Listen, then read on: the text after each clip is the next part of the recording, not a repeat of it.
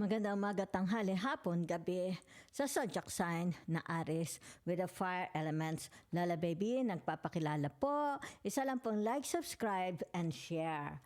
So, Aries, handa na ba kayo sa blessings para sa inyong kaperahan at pag-ibig for the second week of February? Take a deep breath and open your heart. So, tingnan natin ang energy for the second week of February. Okay? With that theme. Ano ang tema ng February? Aquarius, di ba? So, tingnan natin ha, pagdating sa kaperahan, pagdating sa pag-ibig ba, meron bang surprises, confession, pagbabalikan, meron bang blessings, di ba? Wedding bells, kung sa kaperahan naman, meron bang mga paparating o meron bang bonus, unexpected financial opportunities, di ba? Promotion o kaya tinatawag mga recognition, okay? Gifts, di ba? So, let's see the energy, okay? Ng inyong tinatawag pag-ibig. Unahin natin, okay? Aries, yan ha. Leg. Stepping into a new experience, di ba? Maaaring for some of you here, mga halimbawa sabihin na natin baka inopera sa tuhod, di ba? Halimbawa sabihin na natin may mga osteoarthritis, di ba? Inoperahan o kaya tinatawag ininjectionan sapagkat masakit ang tuhod.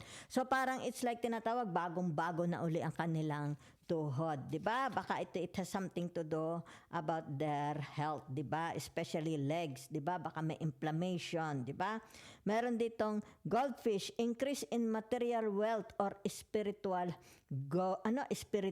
growth. So magkakaroon dito ng increase sa pamemera. Okay, o yung tinatawag spiritual growth, di ba? Sampalataya. Kanilang faith. Haystack, karma, you will reap what you will sow. Diba? Yan, yan ha. Kung ano man yan, mabuti man yan o kasamaan, ibig sabihin, you will reap, haharvestin nyo na. Kaya kung anong ginawa ninyo, yan. Sa inyong asawa, mga anak, kamag-anak, kung ano man, love tayo ha, love. So, meron tinatawag wishbone, a wish is granted. Kaya kung ano itong mga pinagdadasal ninyo, yan. Granted. So, gagamit ang lola ng tarot, ha? Teka muna, ba't gari na baliktad na?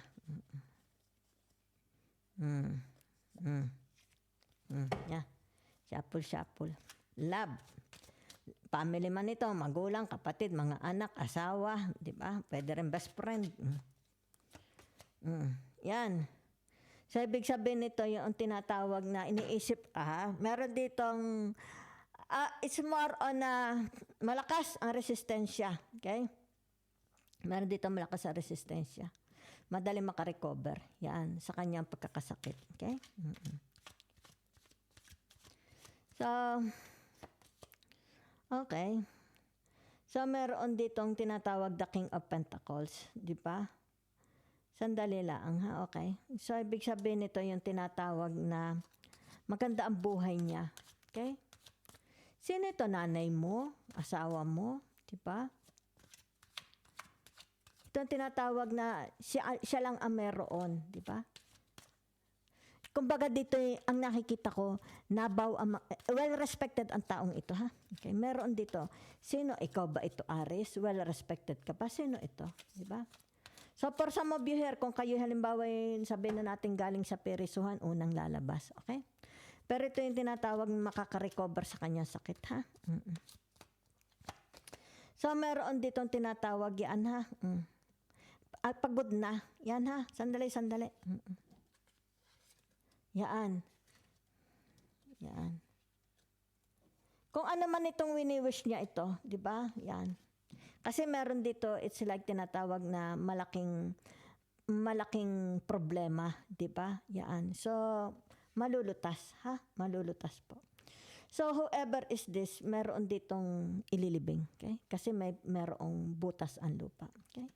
Ibig sabihin nito yung tinatawag, tapos na ang kanyang glory, di ba? Tapos na ang kanyang panunungkulan. Sino yan? Aries, magulang mo, isa sa magulang mo, kapatid mo, kamag-anak mo, di ba? So, ibig sabihin nito yung tinatawag na tanggap na niya. Okay? Maaari ito sabihin na natin may sakit, tanggap na niya. Okay? Yung kanyang katalunan. 'Di ba? Maaring tinatawag pagdurusan niya. Tanggap na. Maaring mamamatay sa sakit, 'di ba?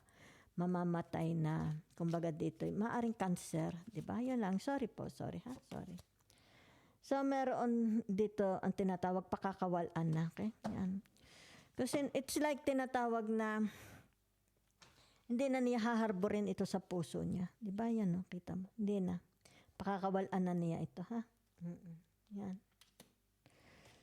So, yung paghihirap, okay? Para hindi na siya mahirapan, okay? Pakakawalan na niya. Meron ditong putam naman tayo sa inyong pamimera, ha? So, itong energy ng pamimera, merong family, merong community, okay? So, very, very optimistic daw kayo and you have discipline, di ba? It's about your leadership, okay? So, tingnan natin, ha? It's about your money naman, okay? And financial. So, ibig sabihin ito yung tinatawag na, okay? If it is a family business, maaari ito yung tinatawag bago mag-bankrupt, di ba? Maybe ibebenta na lang nila, di ba? Or maaring tinatawag na, kasi ito hindi na okay? Hindi na siya kasya. Meron ditong blessings, hindi na kasya doon sa cups. So, ibig sabihin nito yung tinatawag, lulundag na siya sa ocean. Di ba? Para magkaroon siya ng, maka-breed siya ng fresh air. Yung tinatawag, hindi artificial aquarium, di ba? Yung mga oxygen. It's more on whatever is this. Maaari ito perang pangpamilya. Di ba? Baka pag-uusapan, di ba? Baka nakakaranas sila ng tinatawag na kabigatan sa pamimera, di ba? Okay? So, ibig sabihin nito yung tinatawag, siguro kailangan ito'y gawaan ng paraan, di ba? Pag-usapan, kanya-kanyang tinatawag na contribution, di ba? Paano mareresolba ang kaperahan. Okay? So, it's more about family business, family properties, di ba? So, ibig sabihin nito yung tinatawag na, okay? Okay? Marami ang maasa sa inyo, kay sa community. What's your job? Di ba? Yan, maraming umaasa. Okay? May siguro tulong, financial advice, di ba? Kumbaga dito, ina-absorb mo, iniinom mo ang kanilang mga problema. Okay? Kasi narito ang community. Maybe you are working with the community. Di ba? Okay? So, naririto ang tinatawag pagiging optimistic ninyo. Okay? About, sabihin natin, maybe you are expecting money from abroad, di ba? You are expecting someone to come home, may dalang pera, di ba?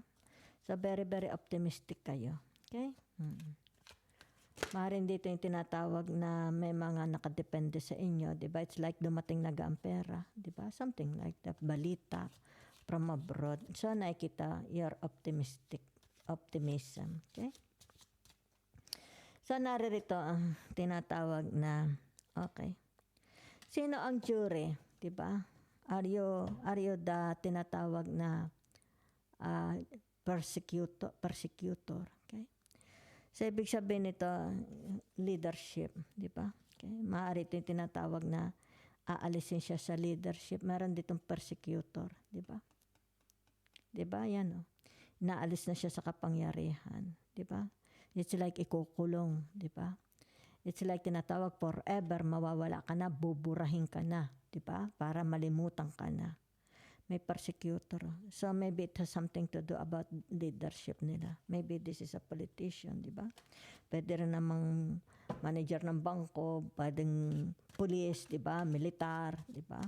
Pwedeng judge, pwedeng abogado, pwedeng criminal, di ba? Merong persecutor. So, ibig sabihin nito yung tinatawag sentence, masisentensyahan, di ba? So, it has something to do about leadership, okay? Maaring sabihin natin, baka inabuso ang kanyang panunungkulan, kaya siya isasentensyahan, okay? Let's say, sabihin natin panghabang buhay, whatever happens sa kanilang career, di ba? It's not my business. So, dito nakikita, it's about your discipline, di ba? People are listening to you. There is a growth, di ba? There is a growth pagdating sa kaperahan, di ba? It's like pinapatronize nila kayo, they believe in your tinatawag katalinuhan. Di ba? Okay. So there is a growth between your money and between the people you are working with. Okay? It's like tinatawag kayo ang takbuhan, kayo ang think tank, di ba? Yan. So yan na nakikita ko sa inyo. Okay. So ibig sabihin nito, kaya the last card, maybe that's the message for you. Okay? Magkakaroon ng growth and the outcome, the result is abundance. Di ba? Maraming pera ang papasok sa inyo. Okay? Thank you very much.